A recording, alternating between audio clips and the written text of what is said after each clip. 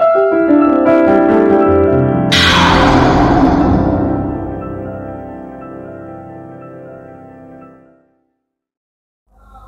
Everyone, আসসালামু আলাইকুম। আজকে নিহানের সাথে যজম সম্পর্কে আলোচনা করা হবে। নিহান যজম দিয়ে কিভাবে শব্দ বানাতে হয় সেটা আমাদেরকে পড়ে শোনাবে।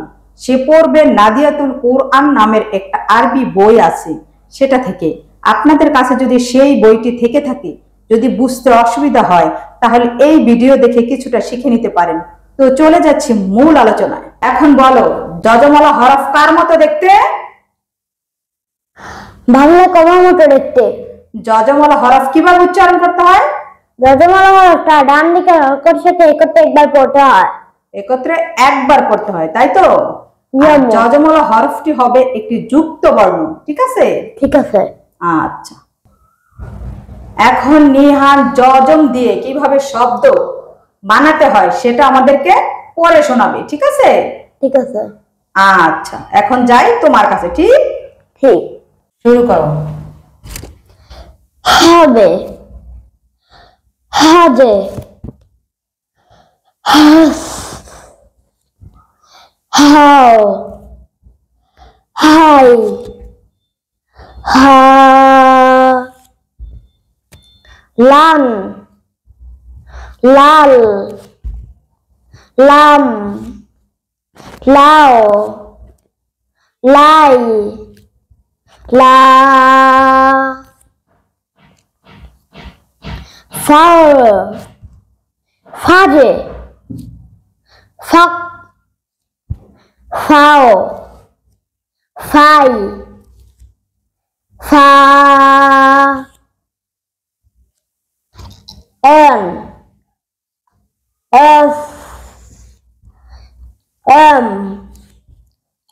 এল, এই, হাল, হাম, হাক, হাও, হাই, হা, ইন, ইল, ইজে, ইশ, ইউ, ই, beef, beer, beef, bew, fill, fidge, fit, fin, few, fee, miss, miss, min, mill, mew, me, fur, fidge, fee, few, fee,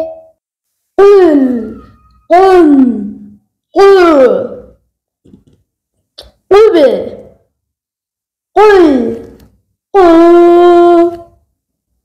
sun, suje, fuq, suf, fui, su, lube, luf, luh, luh, lur, lu, dun, dur, duk, dus, duj, do, hus, হুস, হুস, হুস, হুই, হো। সুপ্রিয় দর্শক, এখানে দুইটি হরফ দেখতে পাচ্ছেন। হা একটি হরফ, বা একটি হরফ। আর বা এর উপরে কমার মতো যে চিহ্নটি দেখতে পাচ্ছেন, এটার নাম যজম। আর এই যজমের তিনটি নাম আছে: সাকিন, সুকুন, যজম। এই কমাকে যে কোনো নামে ডাকলেই হবে। তাই বাংলায় যজম দেখতে কমার মতো। আর উচ্চারণ করার নিয়মটা হলো, যজমওয়ালা হরফ তার ডান দিকের হরকতের সঙ্গে মিলিয়ে একবার উচ্চারণ করতে হবে। মানে যজমের জন্য দুইটি হরফ মিলিয়ে, যজমের জন্য দুইটি হরফ মিলিয়ে একটি শব্দে পরিণত করতে হবে। যেমন হা বা জবর। হা বললে ভুল হয়ে যাবে, কারণ হা এর সাথে বা একটি হরফ আছে, আর এই হরফটি হলো কলকলা হরফ। কলকলা হরফ মানে 5টি। কলকলা হরফ হচ্ছে 5টি, বা, জিম, দাল, ত, কফ।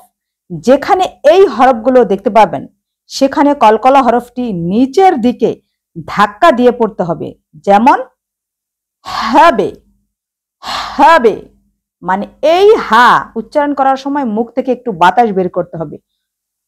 হা, হা, হবে, এরকম ভাবে উচ্চারণ করতে হবে, কারণ কলকলার জন্য এই বা হরফটি নিচের দিকে ধাক্কা দিয়ে পড়তে হবে। দর্শক, এই হরফটি দেখতে পাচ্ছেন, এখানে হরকতের উচ্চারণ, এক জবর, এক জের, এক পেশকে হরকত বলে। এখন হরকতের উচ্চারণ টেনে পড়াকে মাদ বলে, আর মাদ অর্থই হচ্ছে টেনে পড়া। মাদ্দের হরফ 3টি। এখানে হা একটি হরফ, তার উপরে একটি হরকত আছে। যে কোনো হরফ থাকুক না কেন, জবরের বাম পাশে শুধুমাত্র খালি আলিফ থাকলে এক আলিফ টেনে পড়তে হবে। তাই নিহান পড়েছে এখানে হ্যাঁ, হ্যাঁ, এভাবে নিহান এই হরফটি উচ্চারণ করেছে। এখন এই হরফটি হবে লা। আবার এই হরফটি হবে, কারণ জবরের বাম পাশে এই খালি আলিফটা দেওয়ার কারণে এই হরফটি উচ্চারণ হবে ফা। এরকম ভাবে উচ্চারণ করতে হবে। এই জবরের বাম পাশে এই যে মাথা বাঁকা চিহ্নটি দেখতে পাচ্ছেন, এটা হচ্ছে আলিফ, আর আলিফ বাম দিকে ঘুরানো থাকে, আর লাম হচ্ছে ডান দিকে এরকম ঘুরানো থাকে। এখন জবরের বাম পাশে শুধুমাত্র খালি আলিফ থাকলে এক আলিফ টেনে পড়বেন। আবার এই হরফটি দেখতে পাচ্ছেন, জেরের বাম পাশে যজমলা ইয়া থাকলে এক আলিফ টেনে পড়তে হবে। যেমন ই, বি, সি, এরকম ভাবে পড়তে হবে। গেল 2টি হরফ। এখন এই হরফটি দেখতে পাচ্ছেন, পেশ। এই পেশের, এই কফের উপরে পেশ আছে। এই পেশের বাম পাশে যজমলা ওয়াও একটা হরফ আছে, আর পেশের বাম পাশে যজমলা ওয়াও থাকলে এক আলিফ টেনে পড়তে হবে। যেমন উ, সু, লু, এরকম ভাবে পড়তে হবে। তাই বুঝতে হবে আরবি কোনো কঠিন শব্দ না।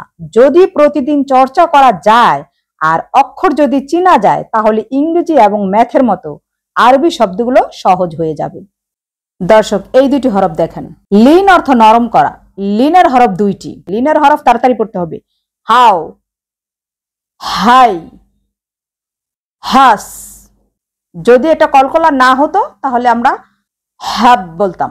এখন দর্শক দেখুন এই হরফটি।